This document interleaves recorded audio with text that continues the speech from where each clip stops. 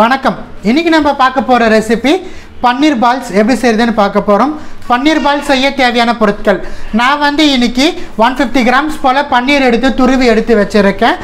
1 teaspoon போல தனி மிளகாய் தூளும் 1/2 டீஸ்பூன் போல கரம் மசாலாவும் எடுத்து வச்சிருக்கேன். பச்சை மிளகாய் காரத்திற்கு ஏற்ப ஒரு 2 பல்லு போல பூண்டு எடுத்து நறுக்கி எடுத்து வச்சிருக்கேன்.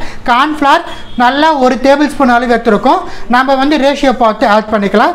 சின்ன வெங்காயத்தை வந்து நான் பொடியாக கட் பண்ணி எடுத்து வச்சிருக்கேன். உப்பு தேவைக்கேற்ப, எண்ணெய் தேவைக்கேற்ப. இந்த இன்க்ரீடியன்ஸை வச்சுட்டு கலக்கலான பன்னீர் பால்ஸ் எப்படி செய்யறதுன்னு பார்க்கலாம் வாங்க. பன்னீர் பால்ஸ் வந்து நம்ம ஃபஸ்ட்டு பன்னீரை வந்து நல்லா ஸ்மாஷ் பண்ணிவிட்டு அதில் நம்ம எடுத்த இன்க்ரீடியன்ஸை போட்டு மிக்ஸ் பண்ண போகிறோம். அதுக்காக வேண்டிய ஒரு பவுல் ஒன்று எடுத்து வச்சுருக்கேன். இதில் வந்து நம்ம கிரேட் பண்ணி எடுத்து வச்சுருக்கிற பன்னீர்ஸ் ஆட் பண்ணிடலாம். துருவி எடுத்து வச்சுருக்க பன்னீரை ஆட் பண்ணுறோம். தனி மிளகாய் தூள், கரம் மசாலா, எடுத்து வச்சுருக்கிற பூண்டு, பச்சை மிளகாய், சாப் பண்ணி எடுத்து வச்சுருக்கிற பெரிய வெங்காயம் நம்ம ஆட் பண்ணிக்கலாம். மீடியம் சைஸ் வெங்காயம் எல்லாத்தையுமே நல்லா நம்ம மிக்ஸ் பண்ணி வச்சிடலாம். தேவைக்கேற்ப உப்பு ஆட் பண்ணிக்கலாம். உப்பு சேர்த்துட்டு நல்லா கலந்து வச்சிடலாம். ஸ்மாஷ் பண்ணியே கலந்து விடுங்க.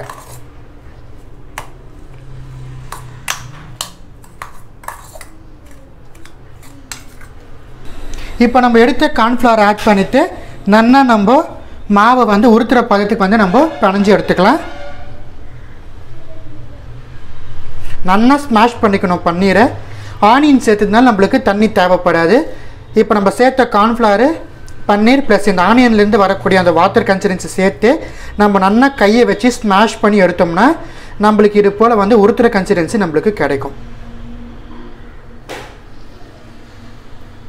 நீங்கள் பார்த்தீங்கன்னா தெரியும், பன்னீர் வந்து இப்போ நம்ம பால்ஸாக உருத்துற கன்சிஸ்டன்சி கிடைக்கணும். ஸோ இதே போல் நம்ம நல்லா ஸ்மாஷ் பண்ணி பன்னீரை வந்து நம்ம அழகாக அந்த பால் கன்சிஸ்டன்சிக்கு கொண்டுட்டு வரலாம். மாவு வந்து நம்மளுக்கு கரெக்டான கன்சிஸ்டன்சியில் பிணைஞ்சாச்சு. இப்போ நம்ம இதை சின்ன சின்ன பால்ஸாக நம்ம உருட்டிக்கலாம். ரொம்ப பெருசாக போட்டிங்கன்னா பன்னீர் வந்து நம்மளுக்கு சரியான விதத்தில் வந்து வெந்து வராது. ஸோ சின்ன சின்ன பால்ஸாக நம்ம உருட்டி ஒரு பிளேட்டில் வந்து நம்ம அரேஞ்ச் பண்ணிடலாம். ஸோ எங்கேயுமே கிராக்ஸ் இல்லாத போல் பார்த்து சின்ன சின்ன பாலாக உருட்டிடலாம். இதே போல் நம்ம ரிமைனிங் இருக்கிற இந்த பன்னீர் தோசையை நம்ம உருட்டி எடுத்துக்கலாம். நம்ம ரெடி பண்ண பன்னீர் தோசை வச்சுட்டு கலக்கலாம் சின்ன சின்ன பால்ஸாக உருட்டி எடுத்துட்டோம். இப்போ இது எல்லாத்தையும் நம்ம ஆயிலில் போட்டு ஃப்ரை பண்ணி எடுக்கலாம். இந்த பக்கம் பாருங்கள், ஒரு பாத்திரத்தில் வந்து எண்ணெய் ஊற்றி வச்சுருக்கேன். எண்ணெய் வந்து நம்மளுக்கு நல்லா சூடு ஏறிடுச்சு. எண்ணெய் சூடு ஏறினதுக்கு அப்புறமா நம்ம வந்து மிதமான தீயில் வச்சுக்கணும். ரொம்ப ஹை ஃப்ளேமில் வச்சிங்கன்னா பன்னீர் வந்து சீக்கிரமாக கரிஞ்சிடும், உள்ளே வந்து வெந்து வராது. இப்போ நம்ம ரெடி பண்ண பன்னீர் பால்ஸ் வந்து நல்லா சூடாக இருக்கிற அந்த எண்ணெய் வந்து மிதமான தீயில் வச்சுட்டு 1 by 1 நம்ம ஆட் பண்ணணும்.